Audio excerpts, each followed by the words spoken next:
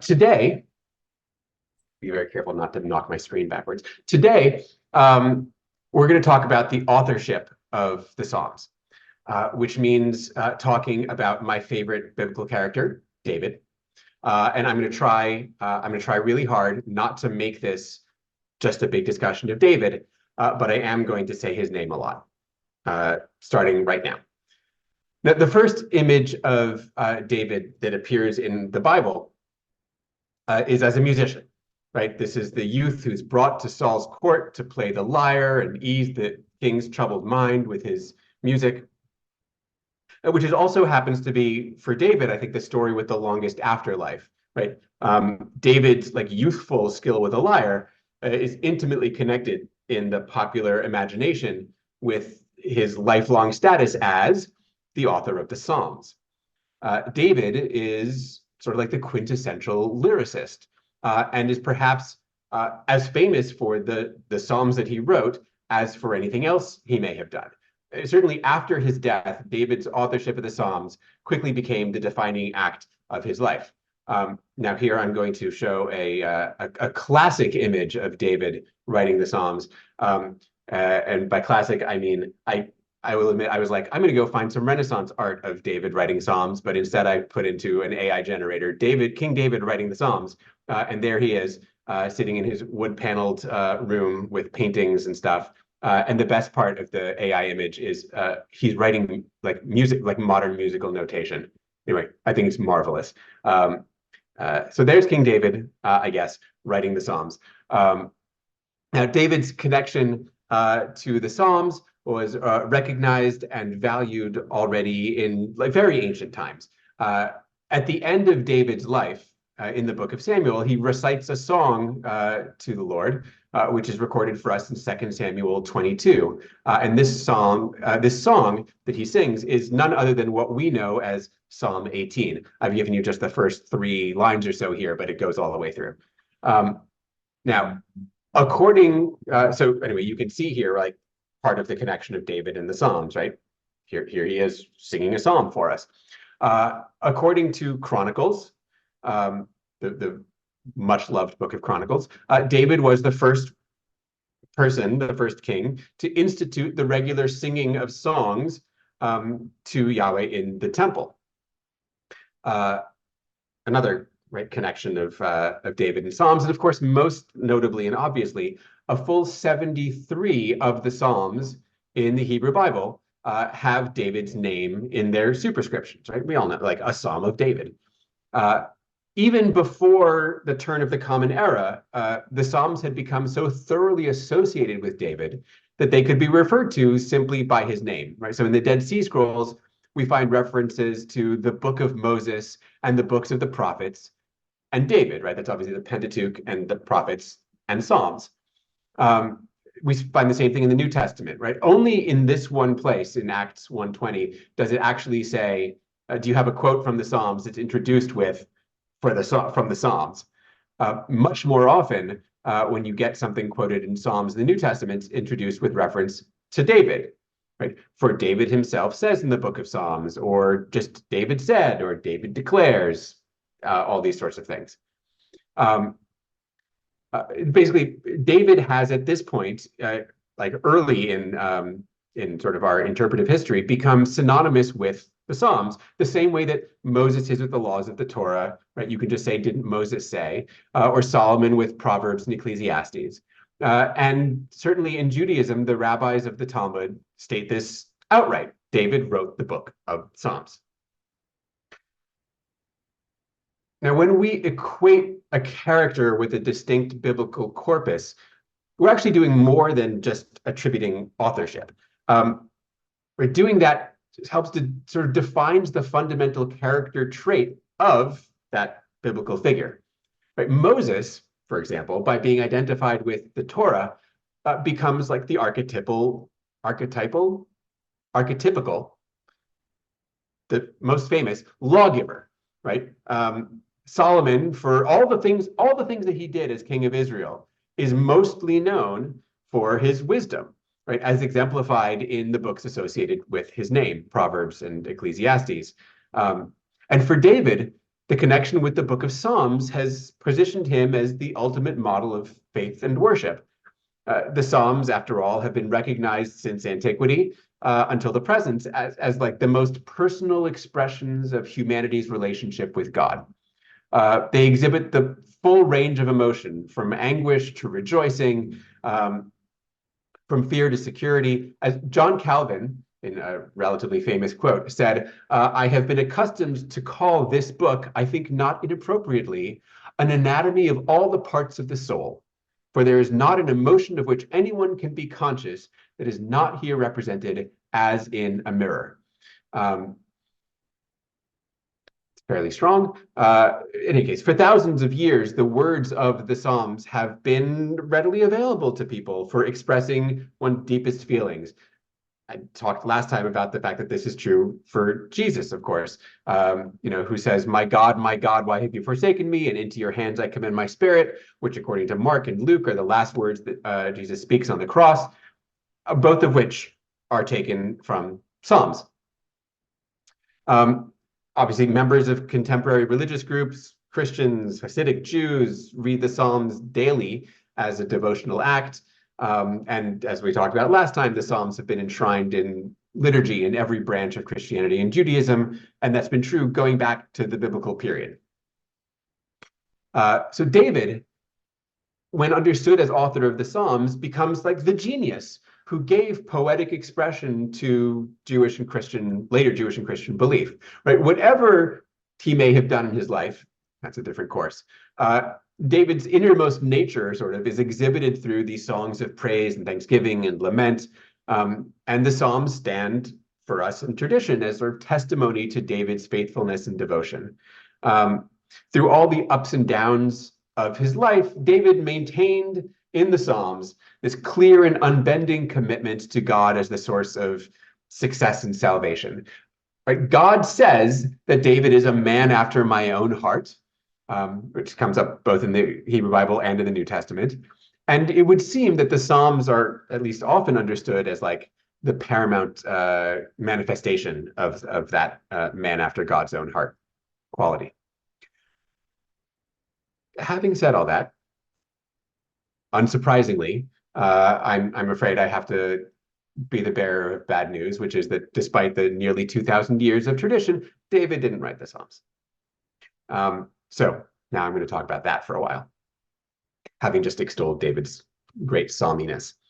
So any discussion of the authorship of the Psalms, we need to logically begin with the book of Psalms itself.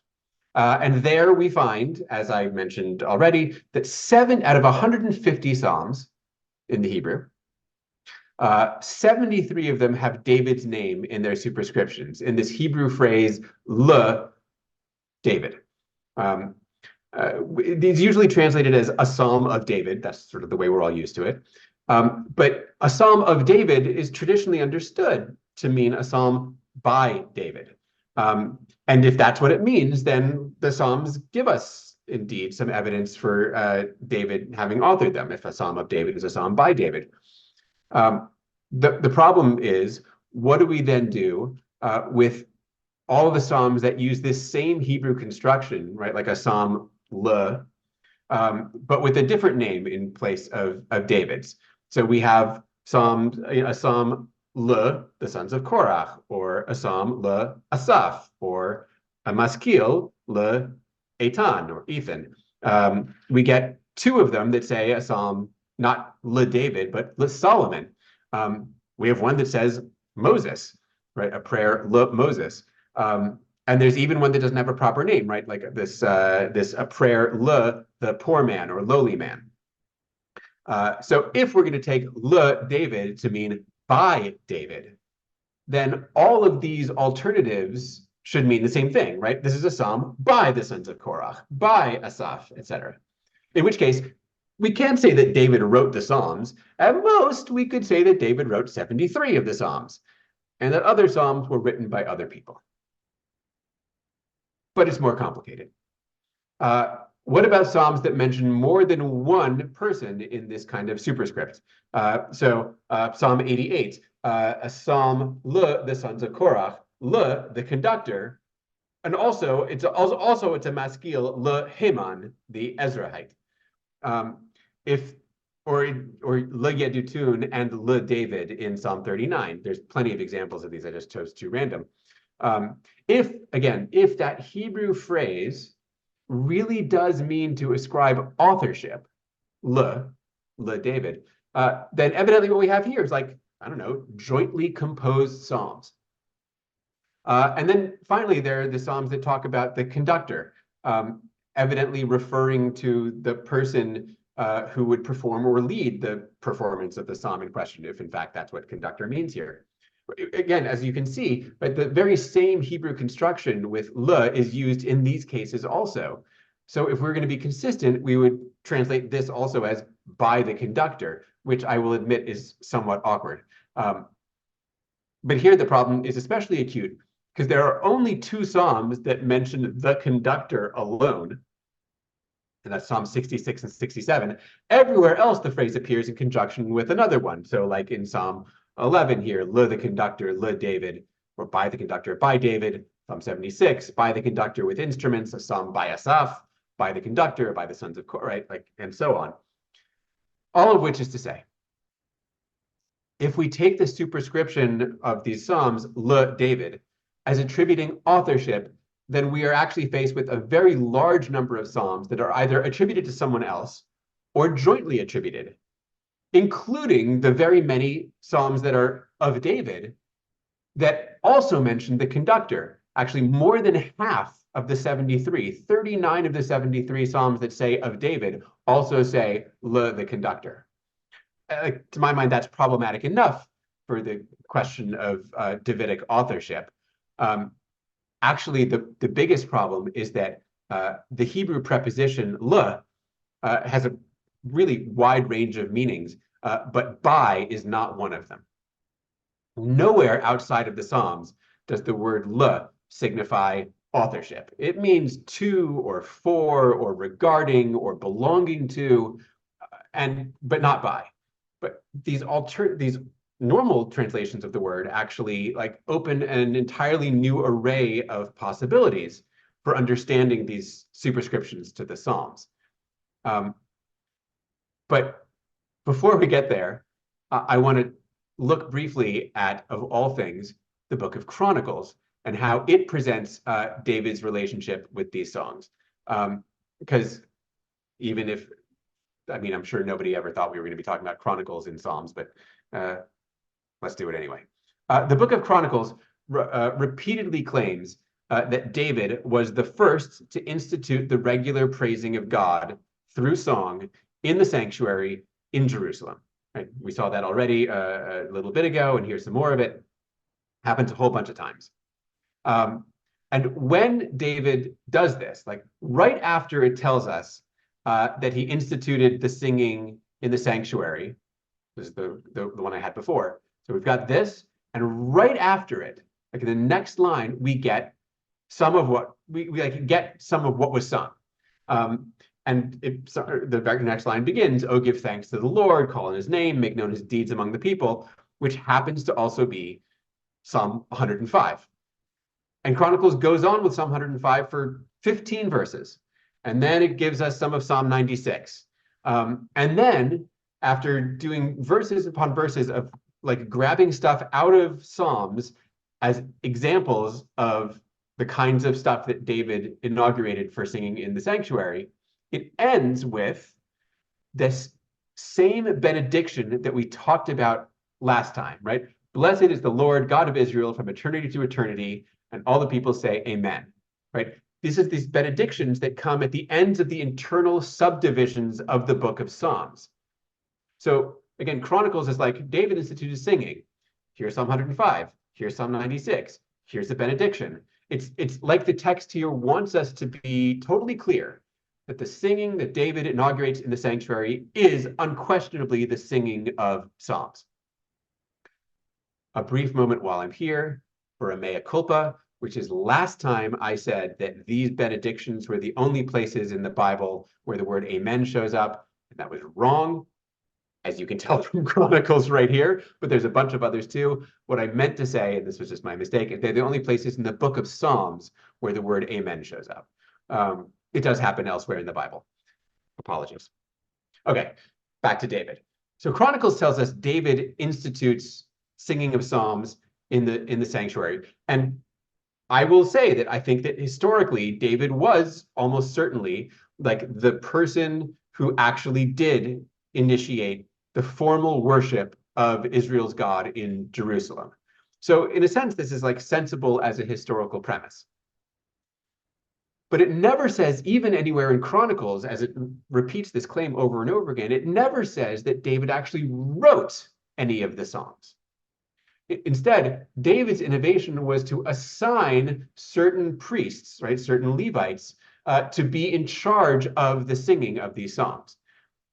So the premise of Chronicles seems to be that these were songs that were already in existence, and David simply organized their formal recitation as part of these cultic ceremonies. Staying with Chronicles for a second, because it gets fun.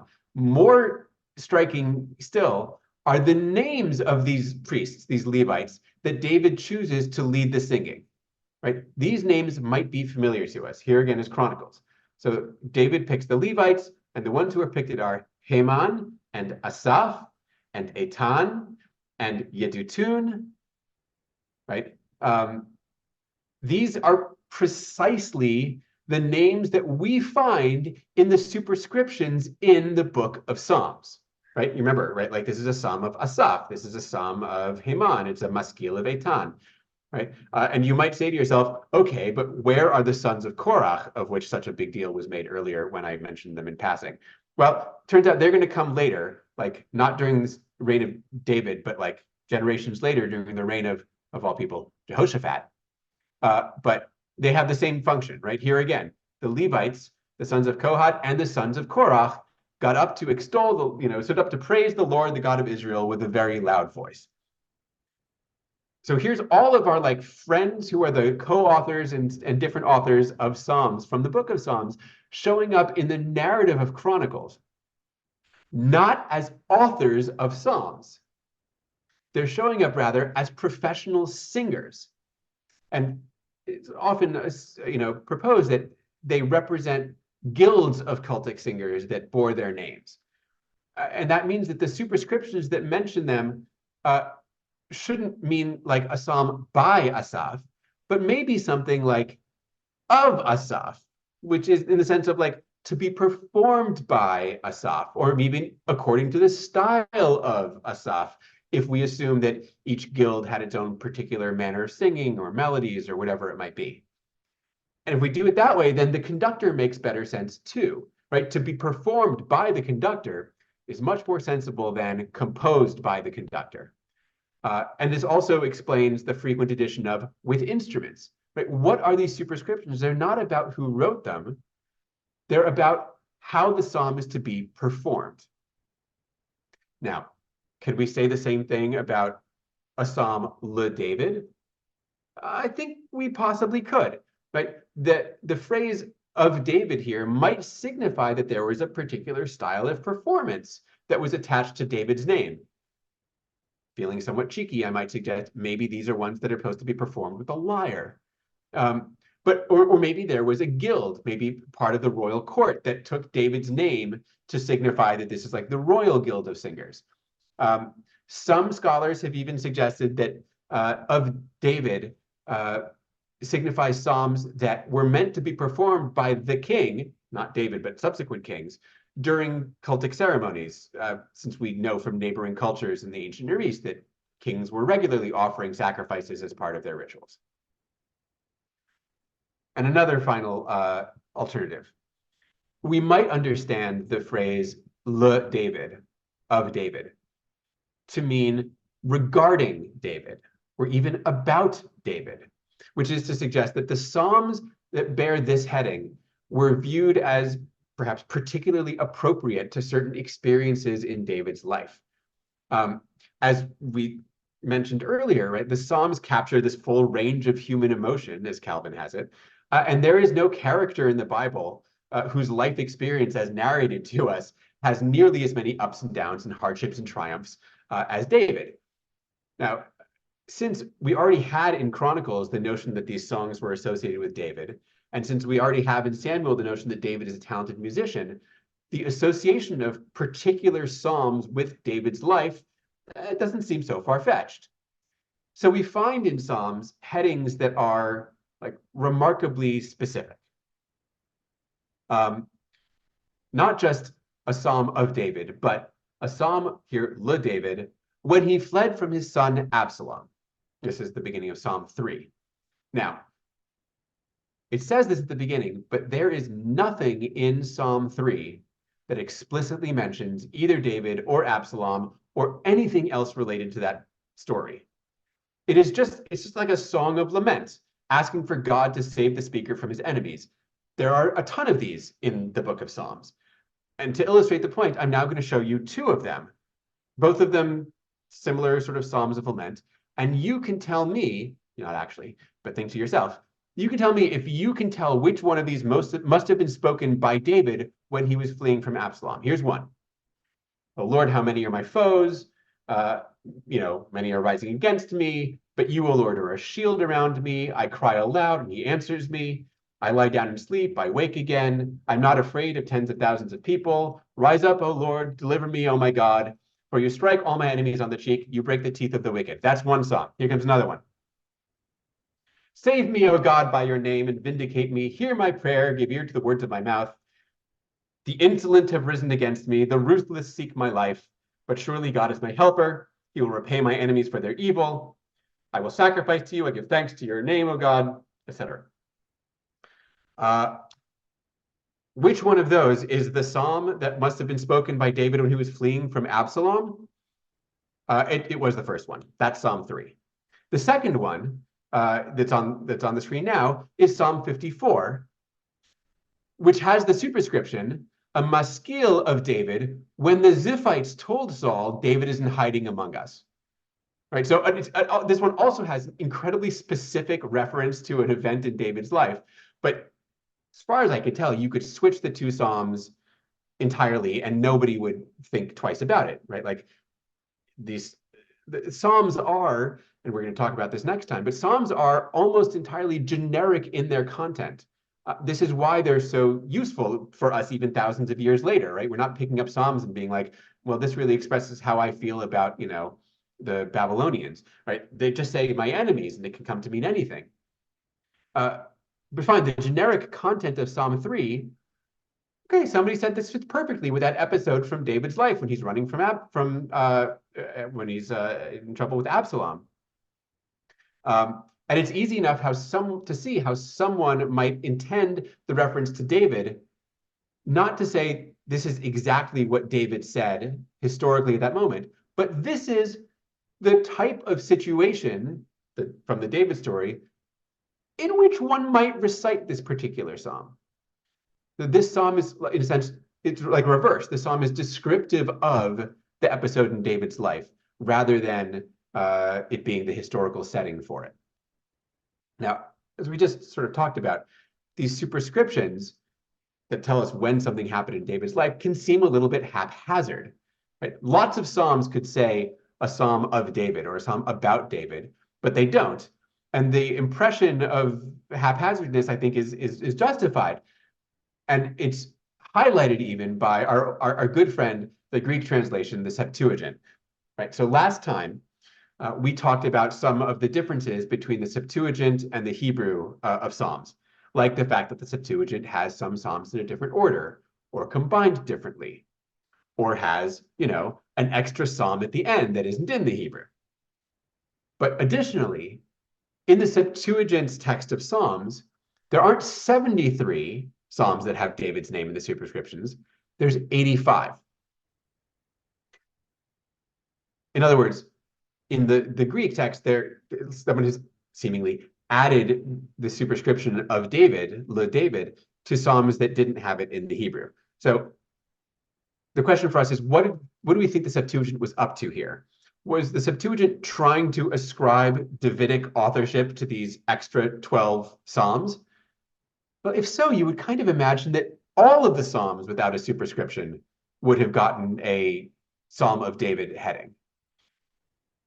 But the Septuagint doesn't seem to have understood the entirety of Psalms as being David's work. It rather seems to continue the trend of associating particular Psalms with David's name or with David's character. In other words, the process of linking Psalms with David's name seemingly was ongoing, right? Stretched over centuries. What's even better is, in the Septuagint, we have Psalms like Psalm 96, right? The LXX, by the way, is the shorthand for Septuagint for the Greek. We've got Psalms like Psalm 96, a psalm that is, right, you'll remember in Chronicles, that's one of the ones that like Chronicles picks up and says, this is the kind of thing that David instituted in his cultic singing. In the Hebrew text of the book of Psalms, there is no superscription to Psalm 96 at all. It just goes. But in the Greek, this psalm is said to be a psalm of David, but it also says that this psalm was written when the house, that is the temple in Jerusalem, was built after the captivity, which is to say after the exile. So like they're reading this psalm as describing and coming out of a moment in like post-exilic, right? The rebuilding of the temple. So I don't know, like 400 years after David lived, and still calling it a Psalm of David. Or Psalm 71, also on the screen, which also in its Greek superscription refers to the exile, a Psalm of David sung by the sons of Jonadab and the first that were taken captive. So it's again, it's a reference to the exile. I'm not even going to put it on the screen, but our beloved Psalm 137, right, our famous "By the waters of Babylon we lay down and wept" psalm, which in its content is obviously from long after the time of David, and in the Hebrew has no superscription. In the Greek says a Psalm of David. All of which suggests actually that whoever was responsible for the superscriptions in the Septuagint hundreds of years after David lived, that person or those persons understood that le David didn't mean by David. Oh, remember Psalm 151, right? The extra psalm in the Septuagint that's not in the Hebrew? It's got a superscription too.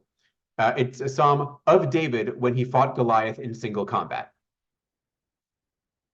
In short, even the superscriptions, that is the very place where David's authorship of the Psalms seems to be most directly like on the surface and clear, even those superscriptions provide us with strong evidence that Psalms wasn't a closed collection of authentically Davidic compositions, but was rather an open assembly of cultic poetry that was constantly being reshaped and supplemented right down to the beginning of the Common Era, actually.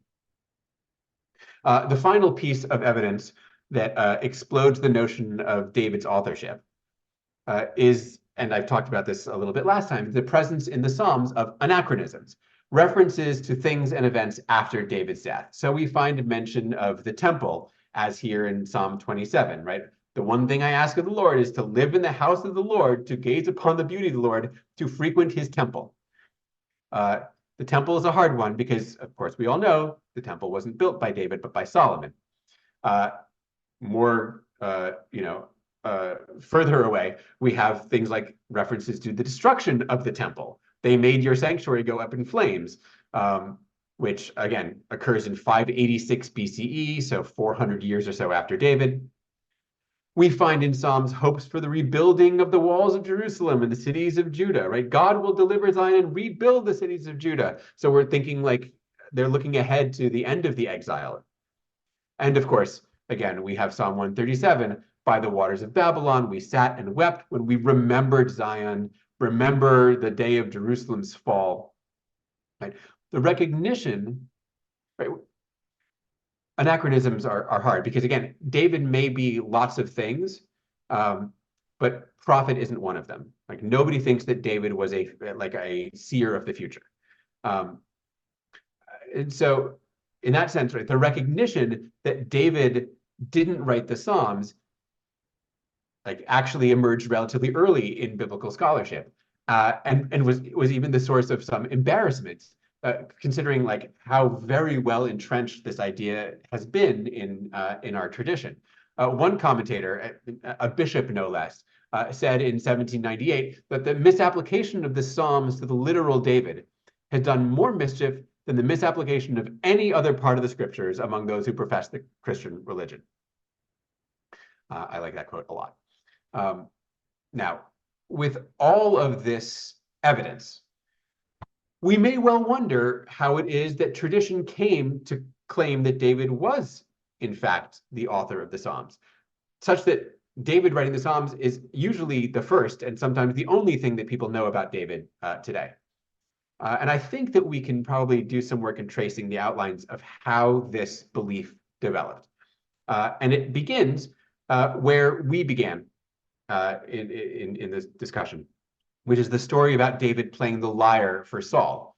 And that story establishes David as a musician.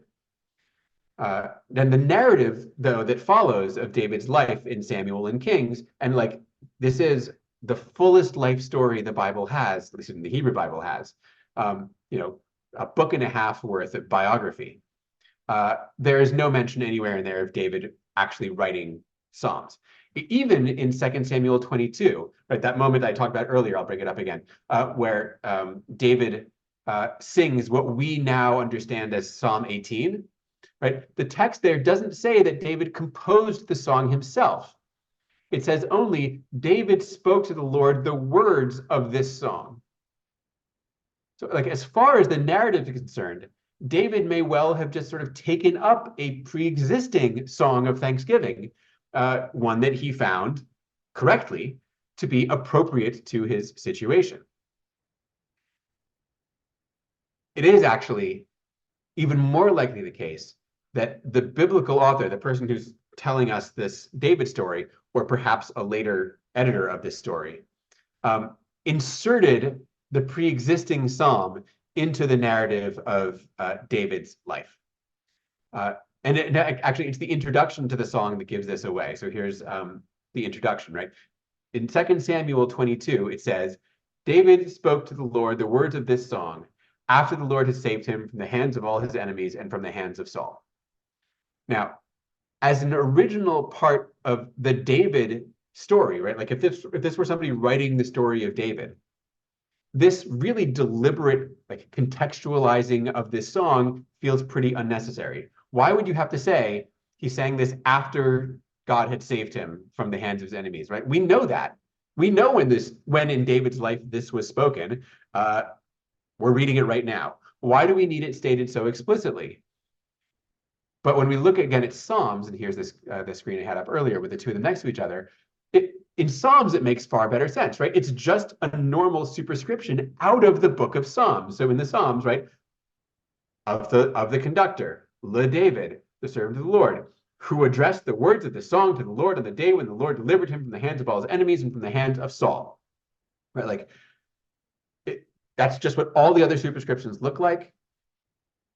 It appears likely, even if I can't prove it, that 2 Samuel 22, including what looks like the narrative introduction to David singing the song, was lifted entirely from Psalm 18, right? Like complete with its superscription, and just inserted into David's narrative at the appropriate moment. I mean, whatever, this is the only place it happens, but you can imagine it happening all over the place, right? All of these Psalms that say a Psalm of David, you know, when he was running from Absalom, right? You could put those into the narrative of David's life as we have it in Samuel at the appropriate points, and it would look like he was just singing all the time. So that's what's going on in Samuel, right? There's nothing about the Psalms, just that he plays the lyre, and then this thing in chapter 22. Later in the book of Chronicles, which is like probably from about 400 BCE, so you know, some hundreds of years after David. In that book, the Psalms do seem to appear in connection with David, right? Again, but not explicitly by name, right? In Chronicles, as we've already seen, we're informed that David assigned certain Levites to be in charge of the cultic music, right? Which we find nowhere in Samuel, right? Samuel doesn't say anything about David instituting singing in the temple or anything. It's just in Chronicles. So If it wasn't in Samuel, where did Chronicles get this idea from? So Chronicles is, as a book, boy, who knew we were going to spend so much time with Chronicles? But Chronicles as a book is like particularly invested in the cult and in arguing for David's role in instituting virtually every part of the ritual in the sanctuary, except for the physical structure of the temple itself, which we know was left for Solomon. This is something Chronicles is inventing. In Samuel, David gets credit only for bringing the ark to Jerusalem, right? Everything else is Solomon. So why in Chronicles does David get so much attention and credit, right? Well, it's because in the 4th century, when Chronicles is written, there was no kingship in Israel anymore, right? The rebuilt temple, relatively recently rebuilt, was the sole cultural and political center of society.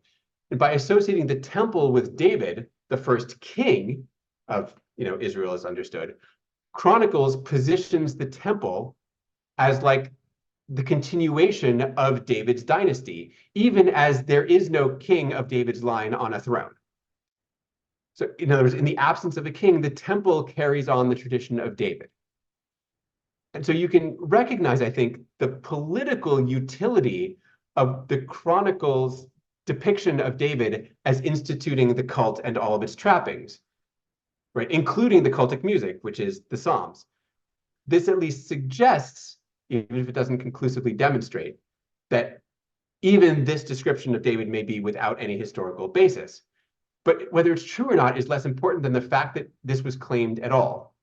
The claim of Chronicles that David instituted the cultic music of the Psalms, right, the singing of Psalms in the sanctuary, entered tradition and contributed to the link between David and the Psalms. Once Chronicles is on the record, the songs of the sanctuary, the Psalms, become David's songs, not because he wrote them, but because he was their patron.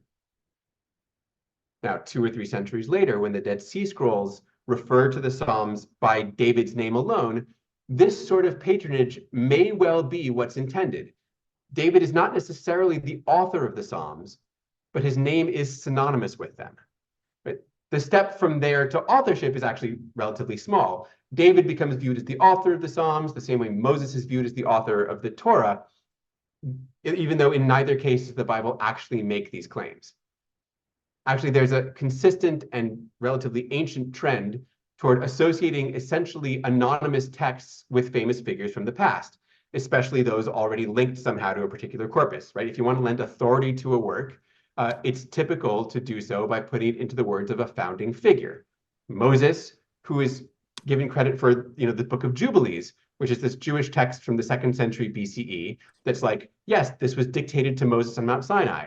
Or things like Ezra, who also gets credited with a lot of writing that happens in this period sort of between the Hebrew Bible and the New Testament. And of course, we can see this process even within the Bible itself. The closest parallel that we have to what we see with David and Psalms is what we see with Solomon and the wisdom traditions in the Bible. Here's a very ancient picture of Solomon writing Proverbs. It's not, I hope you can tell, because it's seemingly the exact same dude from the previous the previous AI generated art. And this time he's got like classically messed up fingers, and also he's writing in a book. Anyway, I'm enjoying AI image creation for the first time, and I'm glad to be sharing it with you. So here's Solomon. Just as we have a story about David playing the lyre that may have been the first step towards seeing him as linked with Israelite music, so too we have a story about Solomon being wise. If you think cutting a baby in half is wise. A story that was almost certainly the first step toward linking Solomon with Israelite wisdom texts. Proverbs opens by saying, these are the Proverbs of Solomon. But when you read it, it contains proverbs that are explicitly attributed to other people, like Agur and Lemuel, whoever the hell they are. Just the same way that Psalms is considered to be by David, even though it also contains Psalms that are explicitly other people. Solomon gets all the wisdom, both Proverbs and Ecclesiastes, despite the fact that the 2 books could hardly be more different. Solomon even gets the way later wisdom collections. There's this apocryphal text called the Wisdom of Solomon from the 1st century BCE, probably, that is obviously associated with Solomon's name 1,000 years later. Same thing is happening with David. As the association of David with cultic poetry increased over time, more and more poetic material was attributed to David, as we see in like the expanded attributions of Psalms to David in the Septuagint. So what we end up with is a shift from the Psalms having been authorized by David to the Psalms having the authority of David, from the texts perceived as associated with David to texts perceived as authored by David. I'm not trying to suggest that like the shift from David as lyre player to David as author of the Psalms was actually accomplished by these texts I'm talking about. Texts are more often than not reflections of the changing traditions in the societies from which they emerge, rather than instigators of change themselves. Which is to say, it's more likely that the view of David's authorship of the Psalms developed gradually over time, from the simple playing of the lyre for Saul to the full-blown composition of the entire book of Psalms. But what's important is that the notion of David's authorship isn't rooted in any historical fact, not even in the ostensibly historical narratives of the Hebrew Bible itself, right? That idea rather belongs to the growth of traditions both about the Psalms and traditions about the figure of David. Okay. If David didn't write the Psalms, where did they actually come from? Well, it's a long story, and so I have to save it for next time, which is when we'll talk about both the genre of the Psalms and the kinds of, and where I think they actually probably come from historically.